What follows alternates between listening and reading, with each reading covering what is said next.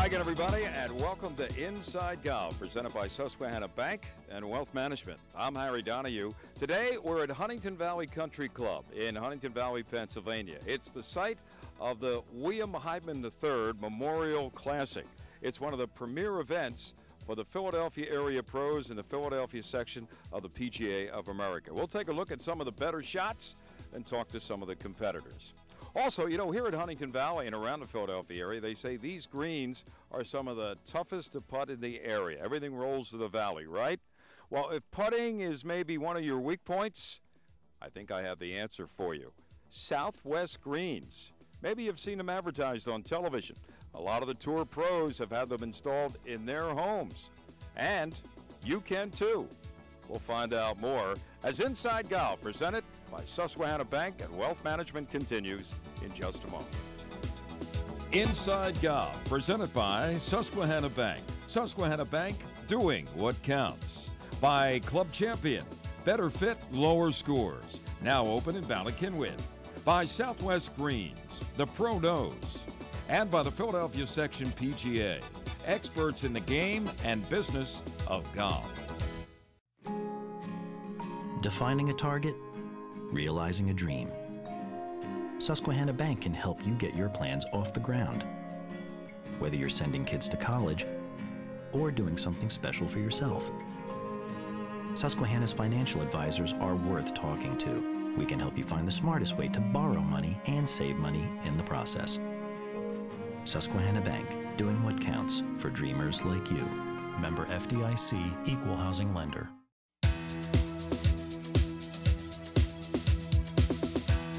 Welcome back to Inside Golf, presented by Susquehanna Bank and Wealth Management. This is a bittersweet time here at Huntingdon Valley Country Club. Yes, today marks the annual Hyndman Memorial Classic, but a few days ago, William Hyndman IV passed away, hence the flag at half-staff. The Hyndman family has meant so much to golf here at Huntingdon Valley and in the Philadelphia area. Nobody knows that more than Jeff Surrett, the executive director of the Philadelphia section of the PGA.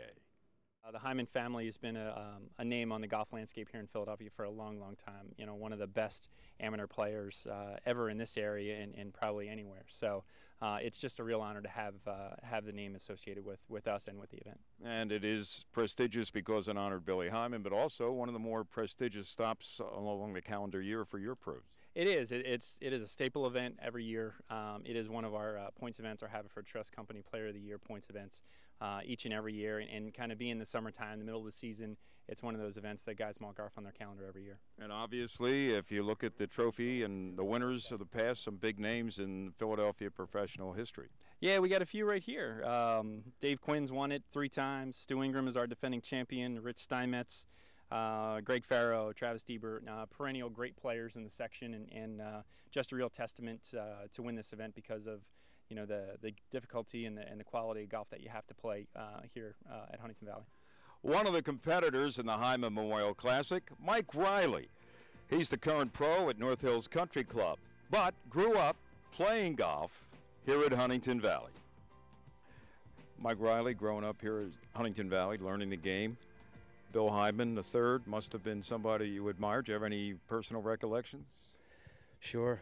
You know, Mr. Hyndman was quite a guy.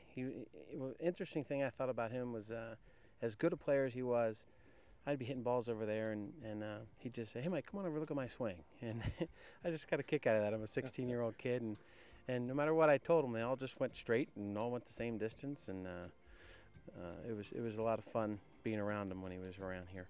That was a nice second shot you put in there here on 18. Left yourself with a uphill birdie putt, and you missed it to the right.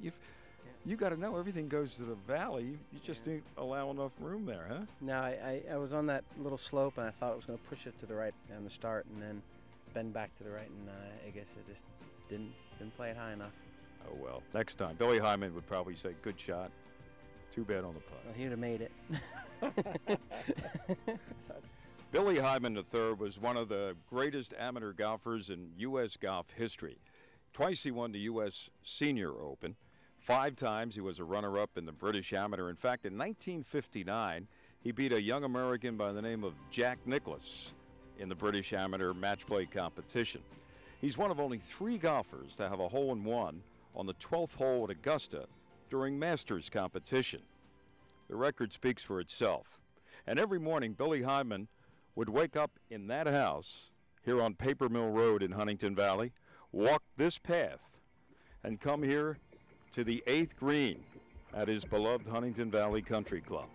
The current president of Huntingdon Valley is Mike Doherty, and he has vivid memories of Billy Hyndman.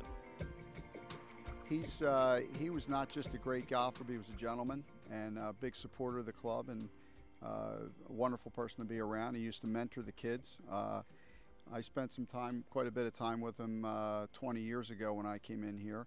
I would see him in the afternoons and down on the range, and we'd go out and play 9 holes once in a while, and he still hit as straight as ever then. Right, and of course his son Bucky, unfortunately the timing of all this passed away right before this tournament, and he and his father and his brother, I think it was, all played in the U.S. Amateur the same year.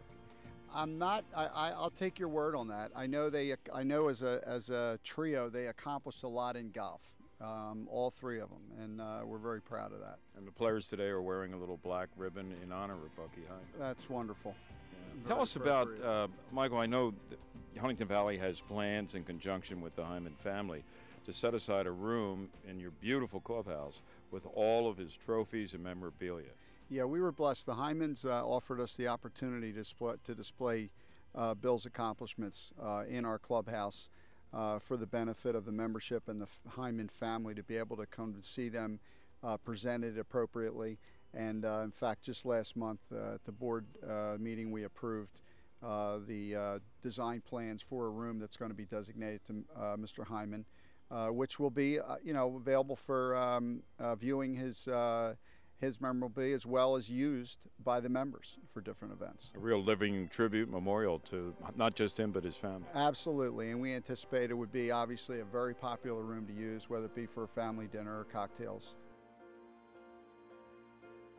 One of the better shots on the par 3 13th hole, about 172 yards, was put in there by Tom Reagan out of Sunnybrook. Left himself 6 feet for the birdie putt, and he made it. One of the early guys out today, Joe Kogelman from Indian Valley. And Joe, I don't know, did it pay to go out early? It must have. That front 9, you were in a zone. Yeah, I think honestly with all the rain we got last night, I think this afternoon's going to play a little tougher, but it was pretty soft in the morning, so I feel like I took advantage of it on the front 9. 6 birdies on the front 9. Is that your best performance in 9 holes of golf? 6 birdies for 1-9. I'd say that's pretty good. It's not the lowest I've shot on 9 holes, but I'll take it. You only had one major hiccup. Yep, on the 8th hole, I snap hooked my drive, and I couldn't find my ball, so I had to re-tee it up, and I took a 6, double bogey 6.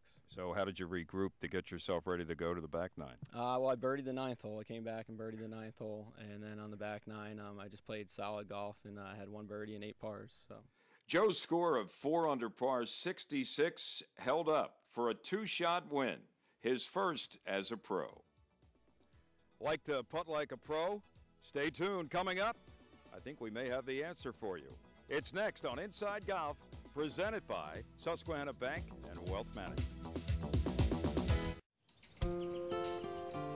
At this moment, across the country, families are packing their bags for a getaway. And no matter where they end up, they'll all be home by dinner. Plan your own at playgolfamerica.com. From finding fun and affordable programs to finding advice from PGA and LPGA professionals, playgolfamerica.com has a way for you to get away. Visit today for details. playgolfamerica.com, your link to the game.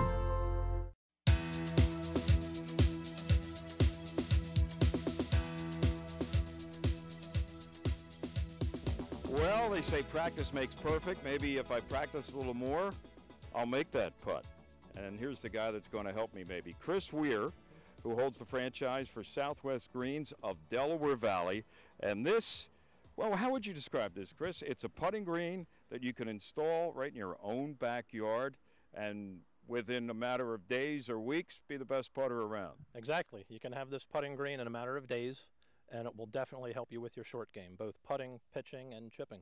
Tell us a little bit about this concept and what you can make and design, and how flexible is it for a potential customer?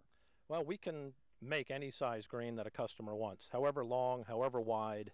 We can put breaks in it. We can put shelves. We can do sand traps. So a real experience for golfing is what we're recreating here. And you can shape it. They can help you in the design of the green, the contours. How about the durability of it? Like up here in the Northeast, you know, we get extremes when it comes to weather. We get hot weather, like we're having this summer, or cold and snowy in the wintertime. Yes, and weather does not affect this. It is a product that's designed to be out in the rain, in the sun, in snow. Weather will not affect the product.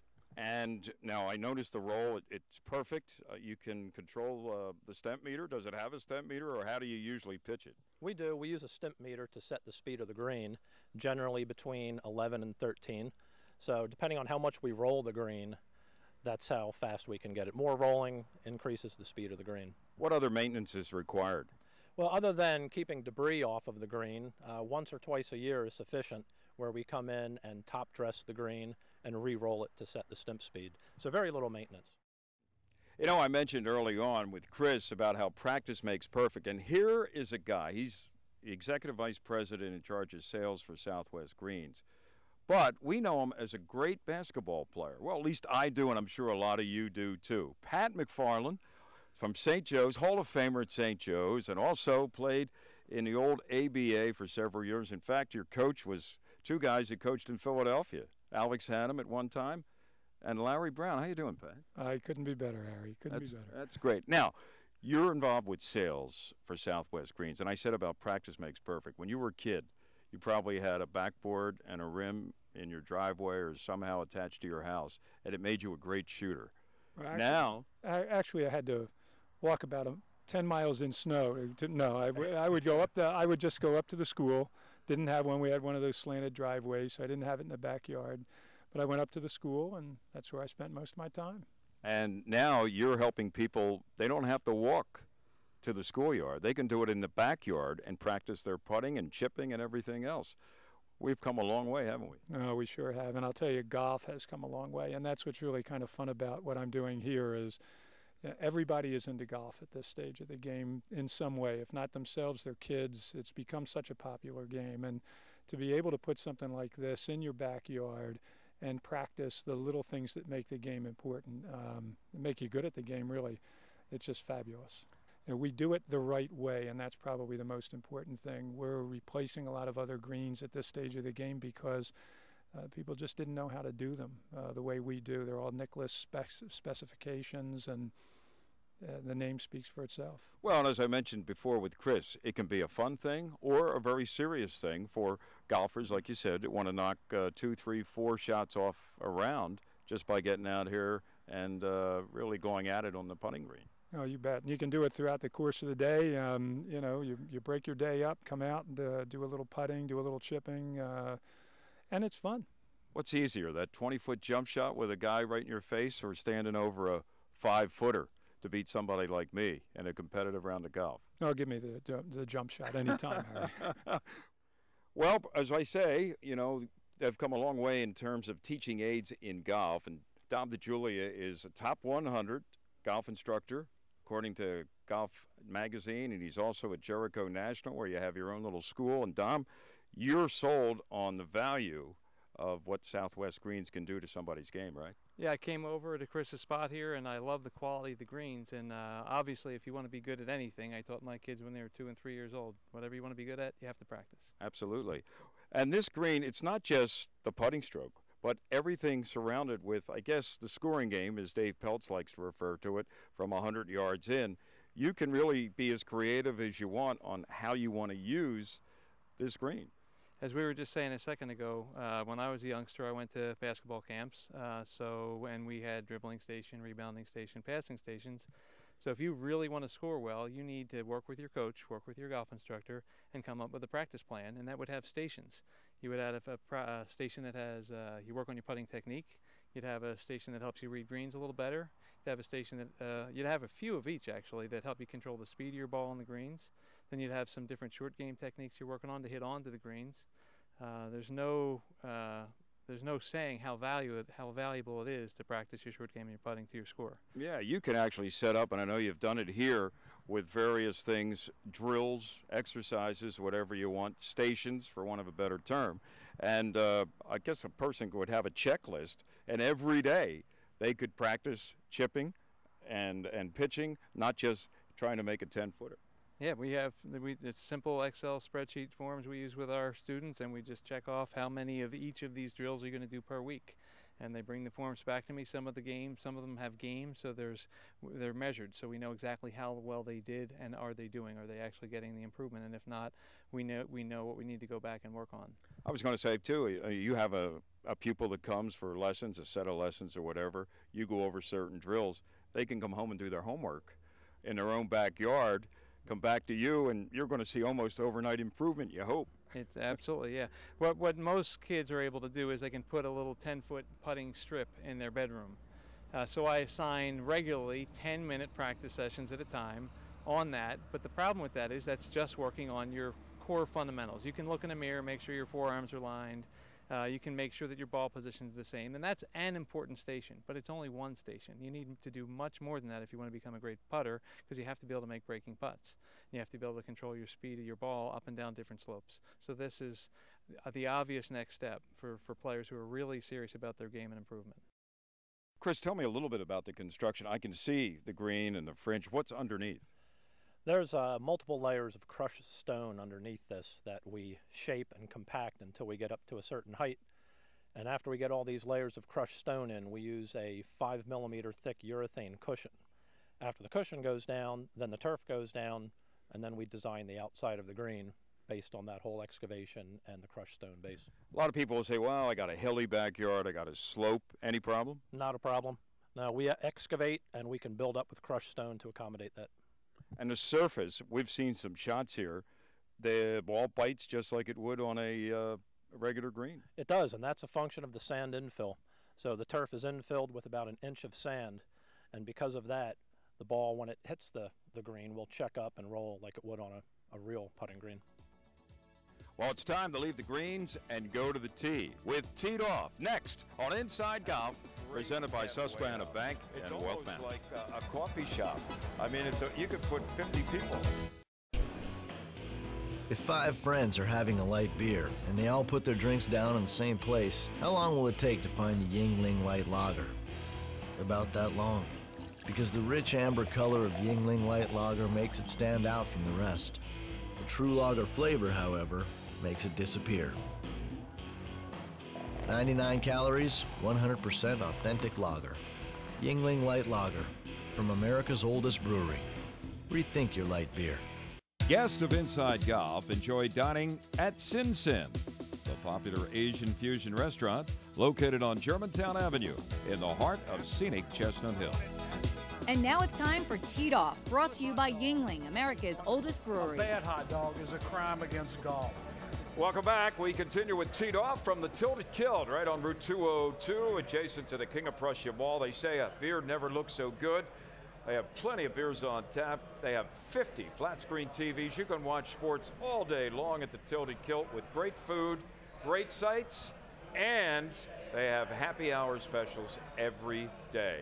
Tony Leodora joins us. Tony, the host of Golf Talk Live, 990 AM WNTP, Saturday mornings at 7 o'clock. And from myphillygolf.com, Joe Logan. Hey, Tony, you know, I know you like to have a great refreshment, something to eat maybe after your round of golf, but what about the halfway house tradition? Do you have a little routine, and do you have a favorite halfway house wherever you play? Is there one or two that really stick out and saying, hey, this is a neat little spot? Well, I'm afraid that my chiropractor slash wellness doctor, Veronica Collins, is listening. So That's if I said anything else, no, it's not the hypnotist. Somebody else, okay. But she broke me of the habits a while ago when playing serious golf, or even semi-serious. Absolutely nothing but water all through the time I'm playing, and at the halfway part, a prescribed power bar that's not high in sugars, and that is it.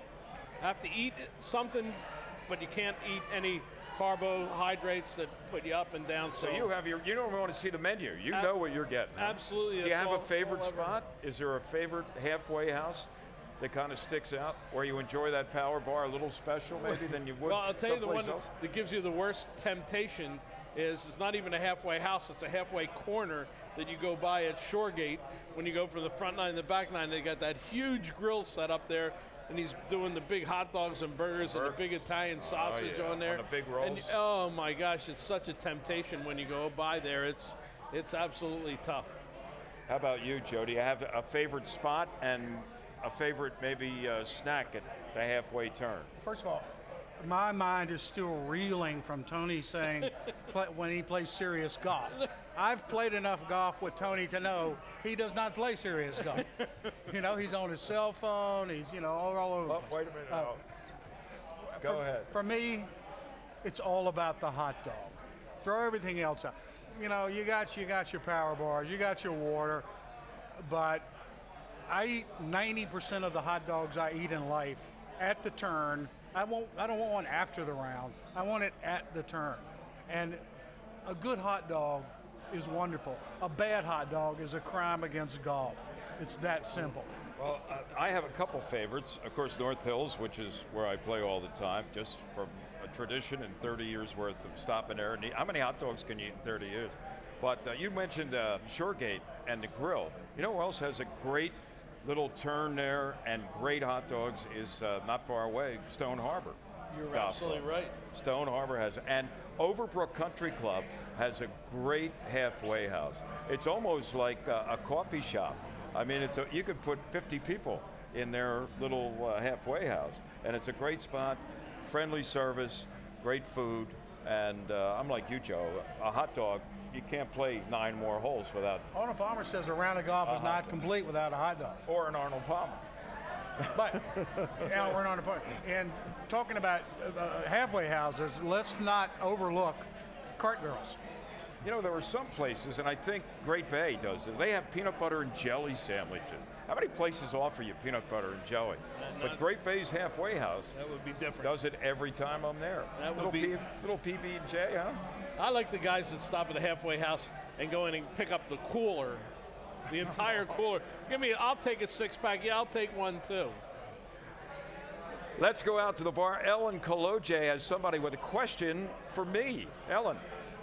Thanks so much, Harry. We're joined now by Camelia. She's a worker here at the Tilted Kilt. Camelia, what is your question for Harry? Harry, what is your favorite clubhouse?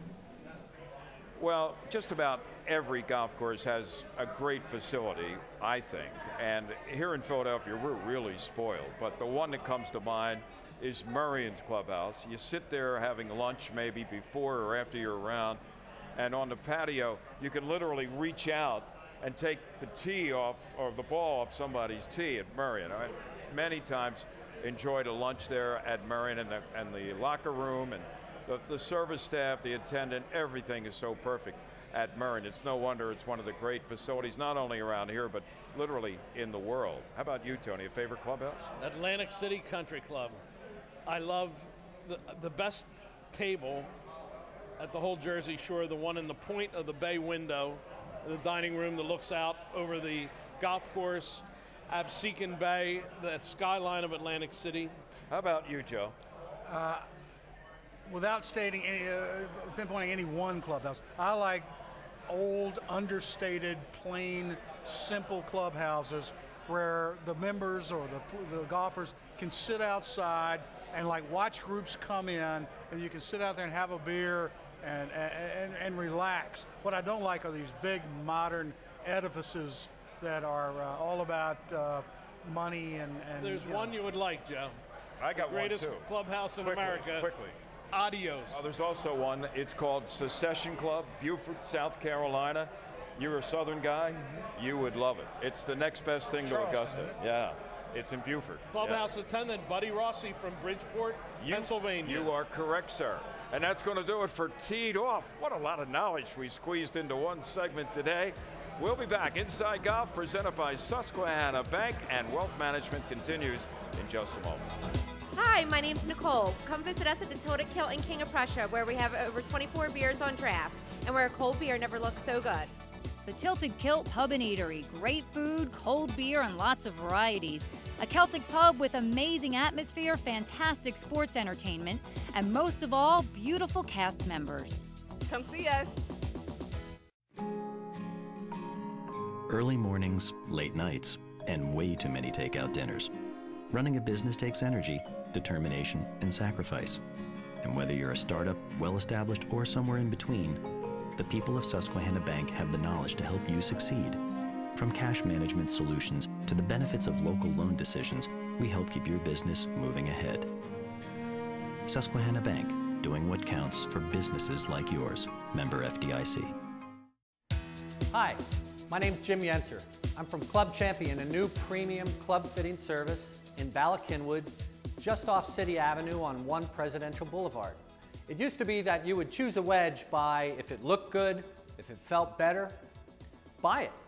But now there are so many more variables that will impact how well a wedge performs with different swings and in different conditions. Let's hear more about how the proper wedge fitting can improve your short game. Hi, my name's Nick Sherburne with Club Champion Golf. In today's segment, we'll be talking about wedges and the different variables and components of a wedge. The first thing we'll be talking about is bounce. Bounce is probably the most important part of the wedge, for it's how it's going to interact with the turf when you're hitting the shot. If you're very steep and you take big divots, you're going to need more bounce. If you're shallow and you don't take a divot at all, you'll probably need less bounce.